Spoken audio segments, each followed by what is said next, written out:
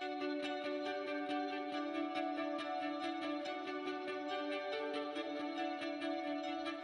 name is Denis-Smith. I founded the First 100 Years in 2014. Every single year, more women came. Entry soon became 50-50, and the quality of women who are coming was excellent. You've got in politics and in the law these old institutions that were designed by men to work for men, really. You know, in the World Economic Forum they talk about the skill sets of the future that we need, and it is very much about how it's critical thinking, it's emotional intelligence, it's how people collaborate and work together. It's about visibility, and I always want anybody from like a marketing apprentice right the way through to have somebody above them to aspire to be. So here they are with their partner who doesn't do the hoovering, whose career's going quite well, and then they might not only have 1 or 2 pregnancies, so the period of disruption, if you like, is really quite long, uncertain, difficult and tricky.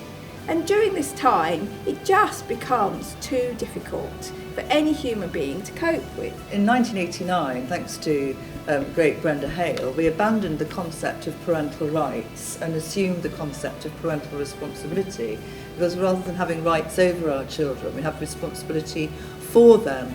And I think that's a proper way to approach leadership. Flexible ways of working and flexible ways of looking at roles within law firms it will be really pivotal, I think, to attracting female talent and retaining female talent. And I think now we're very much recognising that just by being the most senior, the most visible, the most long-standing doesn't necessarily mean, I think, you have the leadership qualities to work with people, to see the potential in people, to bring the most out. One thing I have as an entrepreneur that I never had as a lawyer was vulnerability. The minute I became an entrepreneur, I became vulnerable because people knew I was starting from scratch. I was really overwhelmed with how much support you get as a female entrepreneur that I didn't get as a female lawyer. I think sometimes it's having compassion up and compassion down, because often the women that have got to the top have had to fight so bloody hard, they've become so hardened to it, and how can you be compassionate towards them, and how can all of us just reach out to each other? And somebody said it's not very convenient to work 100 hours a week when you've got